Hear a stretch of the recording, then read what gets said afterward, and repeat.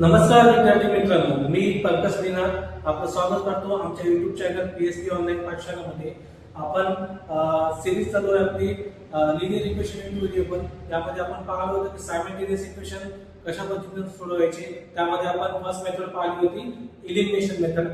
So याच्या previous व्हिडिओमध्ये आपण एलिमिनेशन मेथड वरचे क्वेश्चन घेतलेले आहे, ते कसे सॉल्व्ह करायचे हे आपण त्यामध्ये सांगितलेलं आहे. आपण तो पहिले प्रीवियस व्हिडिओ पहा, त्यानंतर तुम्हाला आज आपण जे शिकणार आहोत, अभ्यासणार आहोत, यामध्ये simultaneous equation by using substitution method. आता सबस्टिट्यूशन मेथड म्हणजे काय की सबस्टिट्यूट म्हणजे इनडायरेक्टली आपण सांगू की पुटअप करतो. जसं आता तुम्हाला क्वेश्चन दिलेला आहे 3x + y = 40 and 2x - 3y = 2.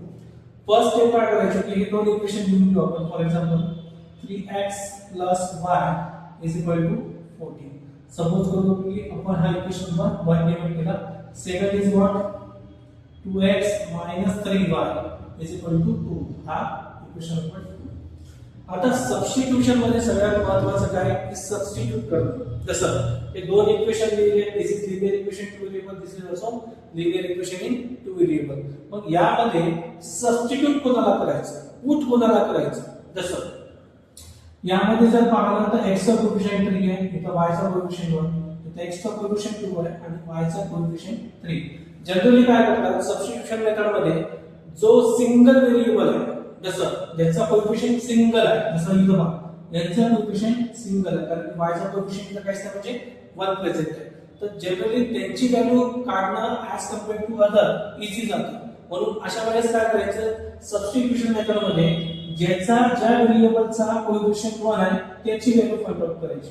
जसं आपण जर इक्वेशन 1 ला जर सॉल्व्ह केलं इथे तर याच्यावरून y ची व्हॅल्यू फाइंड आउट करू शकतो आपण. y ची व्हॅल्यू कशी काढता येईल. सो y इकडे काय रिमेनिंग होतं 14. मग हा 3x नको आहे इकडे आपल्याला, मग त्याला तिकडे शिफ्ट करावं लागेल. मग हा प्लस मध्ये होता इनिशियली, तिकडे शिफ्ट केल्यावर काय होणार मायनस. सो प्लस मध्ये होणार -3x. मग यावरून काय केलं आपण पहिल्या इक्वेशन वरून एक व्हॅल्यू काढली आपण y = 14 - 3x. हा पहिला स्टेप आहे सबस्टिट्यूशन मेथड मधला की व्हॅल्यू कोणाची सबस्टिट्यूट करायची. तर जनरली ज्यांचा कोएफिशिएंट सिंगल असेल 1 असेल त्यांची व्हॅल्यू काढणं इझी आहे. म्हणून आपण या ठिकाणी इथल्या किंवा हा x किंवा हा y यामधली व्हॅल्यू नाही काढली आपण. इक्वेशन 1 मध्ये हा सिंगल कोएफिशिएंट होता ज्याचा त्याची व्हॅल्यू आपण फाइंड आउट केली आहे. मग y ची व्हॅल्यू किती आली 14 - 3x. आता ही व्हॅल्यू कशामध्ये काढली आपण यस दॅट इज इक्वेशन 1 वरनं काढली. मग आता इक्वेशन 1 मध्येच ठेवायची का नाही, आपण ज्या इक्वेशन मधून ही व्हॅल्यू फाइंड आउट केली ती व्हॅल्यू सेकंड इक्वेशन मध्ये ठेवायची. आणि हीच एक्झॅक्ट मेथड आहे तुमची सबस्टिट्यूशन मेथड. ठीक आहे. सो मग आपण इक्वेशन 1 मधून ही व्हॅल्यू फाइंड आउट केली आहे, इक्वेशन 1 मधून y ची व्हॅल्यू फाइंड आउट केली. आता काय करणार ही व्हॅल्यू आपण कशामध्ये पुट अप करणार इक्वेशन 2 मध्ये. सो इथे नाव पुट म्हणू शकता किंवा सबस्टिट्यूट म्हणू शकता.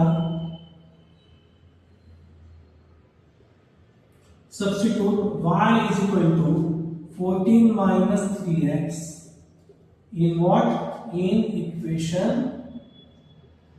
2. So equation 2 implies equation 2 काय होतं आपलं 2x - 3y = 2. आपण इक्वेशन 1 वरून काढली तर ती इक्वेशन 2 मध्ये ठेवायची अँड वाईस वर्सा. जर आपण इक्वेशन 2 मध्ये एखादी व्हॅल्यू काढत असेल x किंवा y ची तर ती आपण इक्वेशन 1 मध्ये टाकणार. या ठिकाणी आपण इक्वेशन 1 वरून व्हॅल्यू काढली, आपण ती पुट अप करत आहे इक्वेशन 2 मध्ये. एक तो पुट म्हणू शकता किंवा सबस्टिट्यूट म्हणू शकता तुम्ही, दोघांसाठी एकच आहे. मग आता व्हॅल्यू रिप्लेस करू आपण. हा 2 आपण व्हॅल्यू कशाची फाइंड आउट केलेली आहे y ची. x माहित नाही ऍज इट इज, हा -3 ऍज इट इज. आपण व्हॅल्यू पुट अप करणार y ची आणि रिप्लेस करणार 14 - 3x and this what equal to 2. so 2x as it is. now या 3 न ब्रॅकेटच्या बाहेर आहे मीन्स याने याला मल्टिप्लाय करायचं.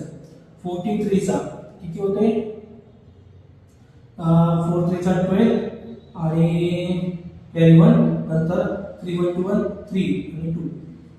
ठीक आहे.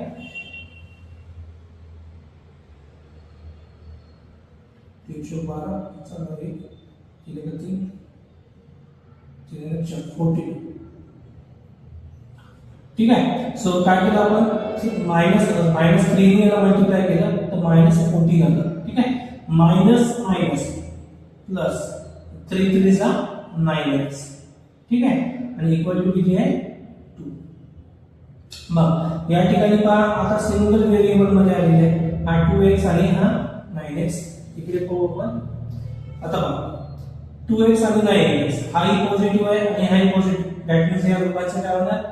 Yes, calculation, that is 9 plus 2, that is 11x. So 11x minus 42 equal to, इकडे काय रिमेनिंग आहे? That is 2. मग आपल्याला व्हॅल्यू कोणाची पाहिजे आहे? x ची. मग 11x याच ठिकाणी ठेवायचं. 42 तिकडे शिफ्ट करायचं. इकडे रिमेनिंग होतं 2 आणि निगेटिव्ह इकडे शिफ्ट केल्यावर काय होणार? Positive. So we want the value of x. So x is equal to 42 plus 2, that is 44.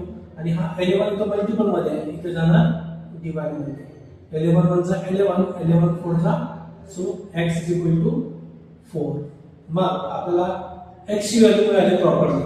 ठीक आहे. पण तरीही पण आपल्याला y ची व्हॅल्यू x च्या फॉर्म मध्ये आहे. पण आपल्याला फक्त काय पाहिजे तर एक कॉन्स्टंट पाहिजे. y ची व्हॅल्यू किती येते? मग y ची व्हॅल्यू कशी फाइंड आउट करायची? नाव y is equal to काय होतं? y equal to 14 minus 3x. 14 minus 3x. मग आपण x ची व्हॅल्यू जी काढली आहे याच्यामध्ये रिप्लेस करून घ्या. सो काय होणार? y equal to हा 14 minus 3 as it is x ची व्हॅल्यू रिप्लेस करा, that is 4. So y is equal to 14 minus 3 4 चा 12. So y is equal to 14 minus 12, that is 2. मग अशा पद्धतीने आपल्याला सोल्युशन भेटलं, that is solution of x, y is equal to x मिळाला आपल्याला 4 आणि y मिळाला आपल्याला 2. तर हे झालं त्याचं फायनल सोल्युशन. ओके. सो यामध्ये आपण काय पाहिलं की सबस्टिट्यूशन म्हणजे काय? पुटअप करणं. आणि पुटअप कसं करायचं? इक्वेशन 2 दिलेली असतात तुम्हाला. याच्यामध्ये पहिली स्टेप काय चेक करायची? कोणाचा कोएफिशिएंट 1 आहे. जसं यामध्ये या y चा कोएफिशिएंट 1 होता. आपल्याला इझी केलं की पहिल्या इक्वेशन वरून y ची व्हॅल्यू फाइंड आउट केली. मग इक्वेशन 1 वर ही व्हॅल्यू भेटली. आपण काय करणार? इक्वेशन 2 मध्ये ती व्हॅल्यू पुट अप केली. सबस्टिट्यूट करू शकता, पुट अप करू शकता. ठीक आहे. मग इक्वेशन 2 सॉल्व केलं आणि एक कोणता तरी आपल्याला व्हेरिएबल अननोन व्हेरिएबल मिळाला, that is x is equal to 4. मग आपल्याला y ची व्हॅल्यू पाहिजे होती आणि y ची व्हॅल्यू या फॉर्म मध्ये काढली होती. y is equal to 14 minus 3x. So तेच घेतलं. y is equal to 14 minus 3x. x ची व्हॅल्यू रिप्लेस केली, सिंपल कॅल्क्युलेशन केलं, you get the answer. So अशा पद्धतीनं सबस्टिट्यूशन मेथड आपण आज पाहिलेलं आहे. आय होप सो तुम्हाला मी जे क्वेश्चन घेतला यावरून लक्षात आलं असेल की सबस्टिट्यूशन मेथड कशी सॉल्व्ह करायची सायमल्टेनियस इक्वेशन साठी. आता याच्या पुढे पण जसं सबस्टिट्यूशन झालेलं आहे याच्यावर मी काही क्वेश्चन्स तुम्हाला प्रॅक्टिस साठी देणार आहे. ते तुम्ही आपण सॉल्व्ह करायचे आणि काही तुमच्या क्वेरीज वगैरे असेल, काही क्वेश्चन्स असेल तर तुम्ही मला कमेंट बॉक्स मध्ये कमेंट करून मेसेज करून सांगू शकता. त्यानंतर पुढचं जे टाइप आहे आपला सायमल्टेनियस इक्वेशन सॉल्व्ह करण्याचा तो आहे ग्राफिकल मेथड, त्यानंतर बॉडी क्वेश्चन आहे. सो हे दोन टाइप जे दोन मेथड आहेत जनरली हे जास्त विचारले जातात. सो यावर भर द्या. ग्राफिकल मेथड साठी तुम्हाला ग्राफची आवश्यकता असतात आणि त्यानंतर पुढे ऍडव्हान्स मध्ये जायचं असेल तर मग आहे वर्डिंग क्वेश्चन. त्या वर्डिंग क्वेश्चन मध्ये काय दिलेलं असतं फ्रेंड्स की पूर्ण स्टेटमेंट दिलेली असतात. त्या स्टेटमेंटला आपल्याला मॅथमॅटिकली फॉर्म मध्ये आणून असे लिनियर इक्वेशन व्हेरिएबल आणायचे, कंडिशन दिलेली असतात आणि मग ते एकदा का तुम्ही ते स्टेटमेंटला मॅथमॅटिकल फॉर्म मध्ये आणलं तर मग सायमल्टेनियस इक्वेशन हवं त्या मेथडला तुम्ही सॉल्व्ह करू शकता आणि तुमच्याकडे मेथड भरपूर आहे. जसं एलिमिनेशन झालं, सबस्टिट्यूशन झालं.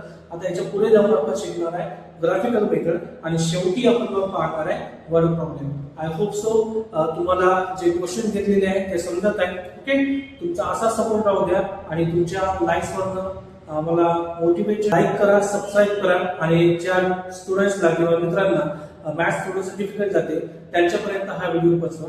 Okay friends, thank you so much.